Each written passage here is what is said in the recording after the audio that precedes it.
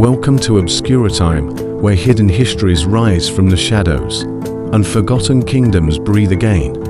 Today, we journey to Central Africa, to a land of vast rivers, iron tools, sacred traditions, and a kingdom that stood tall for over 500 years.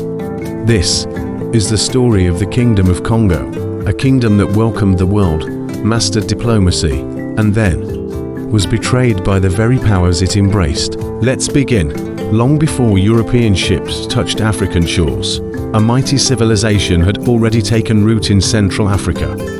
Around 1390, a man named Lukani Luanimi united small Bantu-speaking communities along the Congo River basin. He established a kingdom so well organized, it would grow into a central power in the region. At its peak, the Kingdom of Kongo stretched across parts of today's Angola, the Democratic Republic of Congo, Republic of Congo, and Gabon. Its people built cities with stone structures. They had a centralized bureaucracy, a noble class, and a monarch called the Mani Kongo, literally, Lord of the Congo, was its openness to the outside world. But what made Congo truly unique? In 1483, Portuguese explorer Diogo Key arrived at the mouth of the Congo River. Unlike many first contacts in Africa, this wasn't a clash. It was a handshake. The Mani Kongo at the time, Nzinga and Kuwu, saw opportunity.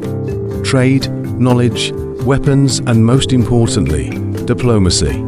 He converted to Christianity in 1491, adopting the name Joe I. His nobles followed suit, wearing European clothing and learning Portuguese. The kingdom even adopted the Latin alphabet.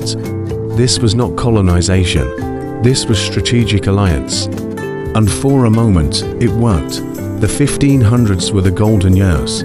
The capital, Banza Congo, now known as Snow Salvador, buzzed with activity. It had streets, marketplaces, churches, royal courts, even a diplomatic corps. Congo traded ivory, copper, textiles, and pottery.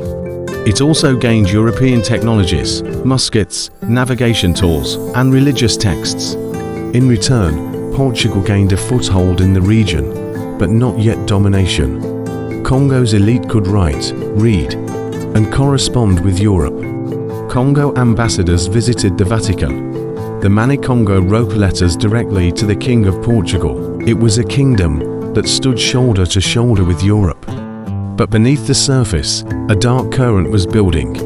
As Portuguese traders grew richer, their appetite shifted. They didn't just want goods, they wanted people. The transatlantic slave trade began to spiral, and Congo was caught in its grip.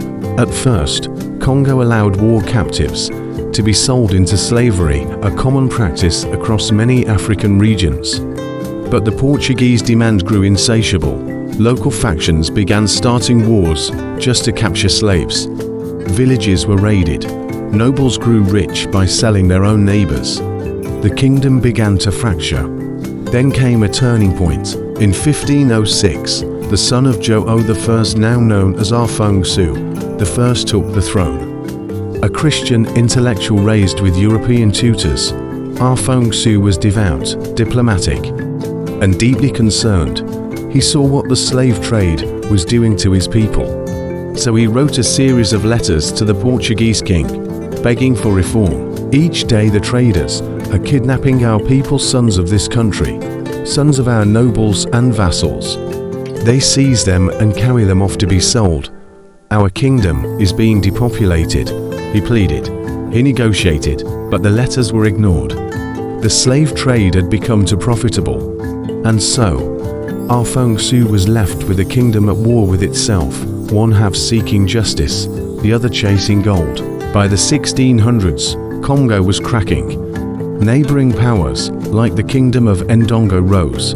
European interference grew more aggressive. In 1665, the final blow came at the Battle of Mabuila. Portuguese forces, backed by heavy weaponry, clashed with the Congo army.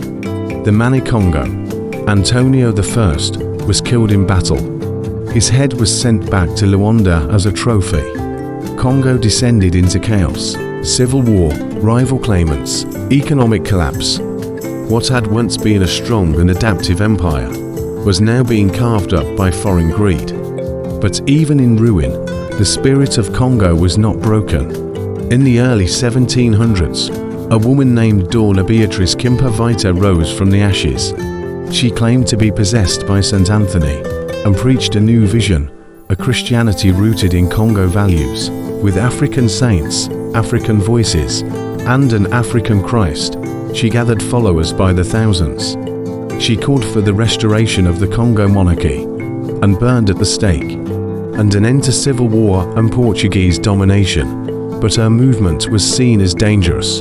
In 1706, she was captured by Congo nobles, yet her legacy lived on a symbol of resistance, faith, and pride. The Kingdom of Kongo limped into the 19th century weakened, but alive. By the late 1800s, during the infamous scramble for Africa, European powers gathered at the Berlin Conference and divided Africa like a cake. Congo was claimed by Belgium, becoming part of King Leopold's brutal Congo Free State, one of the most horrific colonial regimes in history.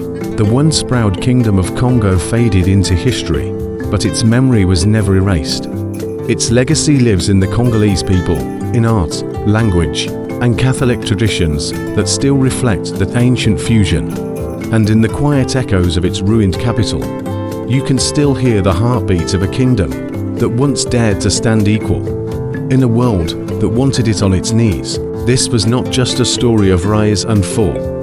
This was a story of diplomacy and betrayal, of faith and resistance, of kings and queens who navigated a changing world with courage and grace. The Kingdom of Kongo was not a forgotten footnote. It was a chapter of African greatness. And keep the history alive, and it deserves to be remembered. Thanks for watching Obscura Time. If this story moved you, inspired you, or made you think, hit that subscribe button, share with a friend. Until next time, where other stories end, ours are just beginning.